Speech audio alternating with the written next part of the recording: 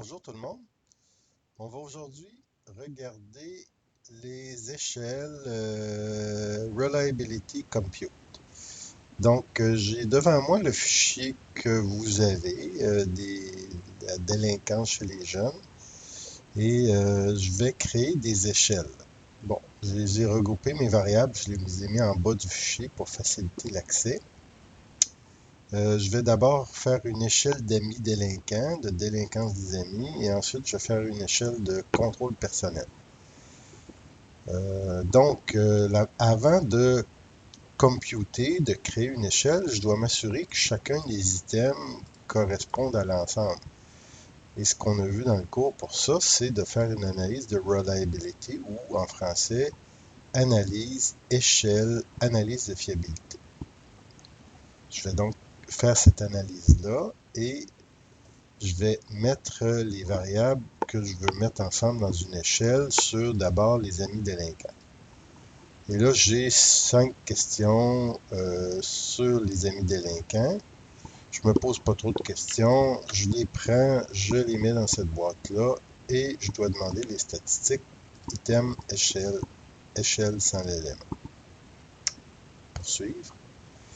Et s'il va me donner par défaut un alpha de Cronbach, c'est la valeur que je veux. Il y en a d'autres, mais la plus populaire, c'est l'alpha de Cronbach. Voilà, c'est tout. Je peux procéder à mon analyse. Ce que je remarque tout de suite, c'est que mon alpha de Cronbach est très petit, à 0.27, donc il y a anguille sous roche. Je vais aller voir mes éléments ici. Quelle est la corrélation entre les éléments corrigés et le total? Et je vois tout de suite que la première question qui était est-ce que mes amis utilisent la drogue, ça semble pas très bon. C'est-à-dire que, excusez-moi, en fait, c'est le deuxième élément qui pose problème, qui nous dit en quelque sorte, avec la deuxième colonne, quel serait mon alpha. Actuellement, mon alpha est à 0.27. Quel serait mon alpha si j'enlevais cet item-là? Et je vois que si j'enlève le deuxième élément, mon alpha va augmenter à 0.62 et c'est une valeur qui est beaucoup plus intéressante. Donc, je me pose des questions par rapport à cet item-là et je me demande un peu pourquoi est-ce que ça ferait un tel jump. L'étape que j'ai oublié de faire, c'était de regarder mes distributions de fréquence de ces variables-là, qui est toujours la première étape. Donc, si je fais une distribution de fréquence de ces éléments-là, qui était, ça c'est le self-control, qui était ami délinquant, donc les 5 éléments que j'ai mis dans mon échelle, et je fais une distribution de fréquence. Je vois que la première variable est en 0,1, parce que mes amis utilisent la drogue. La deuxième, oups, surprise, c'est ici une quantité, c'est le nombre de shoplifting que mes amis ont fait.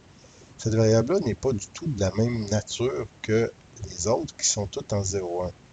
Donc, je comprends mieux maintenant pourquoi il y avait un problème. C'est que cette deuxième variable-là, je ne dois pas la mettre dans mon analyse. Elle est exprimée autrement. Donc, je vais recommencer mon échelle en enlevant cette variable-là. Et à ce moment-là, ça va me donner un alpha de 0.64.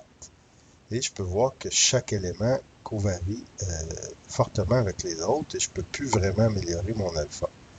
Donc, je vais prendre drogue, burglary, extorsion et assaut comme variable pour créer mon échelle. Si je veux créer mon échelle, à ce moment-là, je vais dans Transformer, Calculer. Je mets mon nouveau nom ici, ami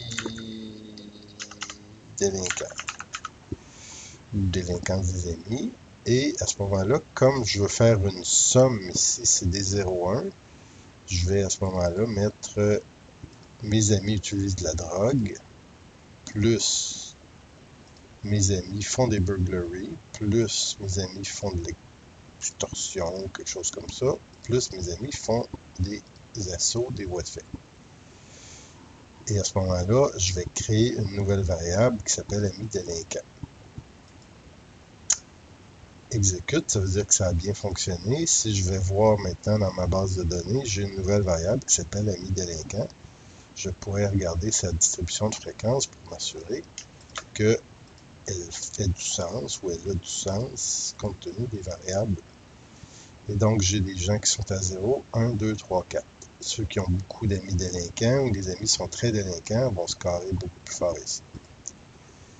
OK. Deuxième exemple, si je voulais plutôt faire une échelle avec les autres variables que j'avais sélectionnées ici, qui étaient les questions de low self-control, qui est une thématique fréquente en criminologie.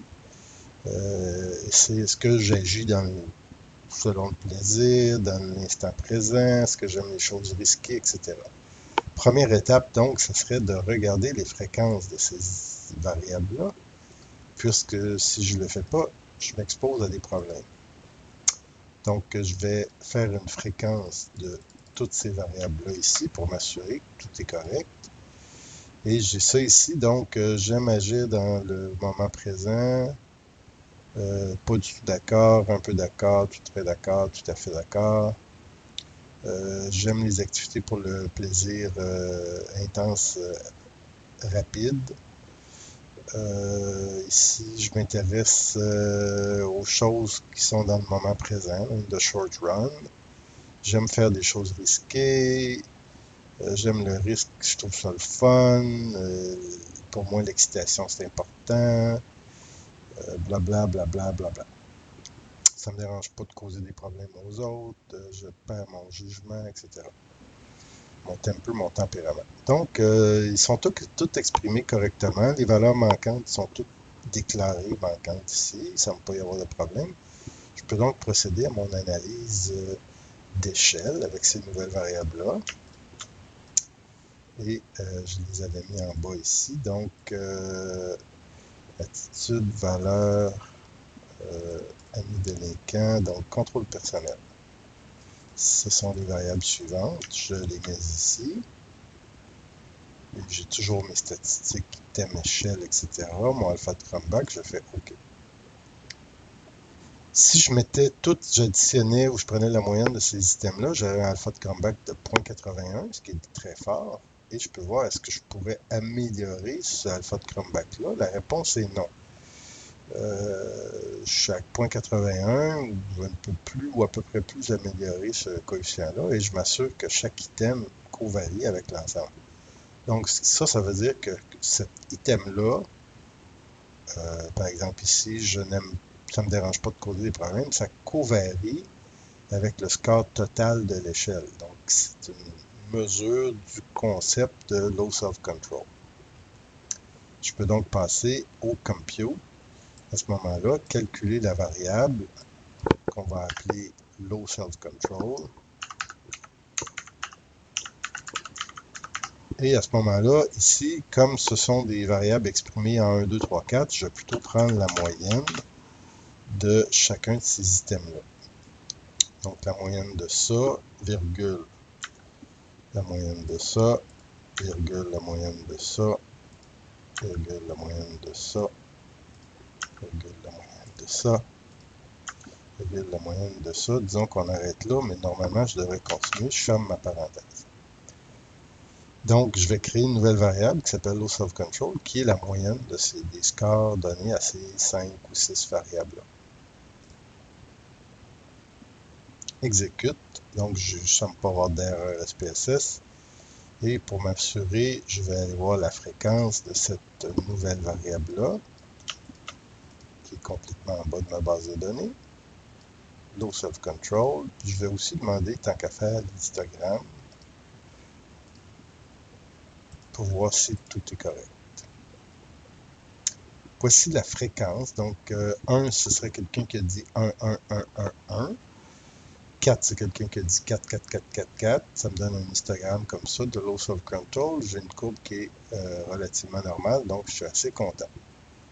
Voilà. Donc, voici comment on faisait, comment on construit des échelles dans SPSS. Merci.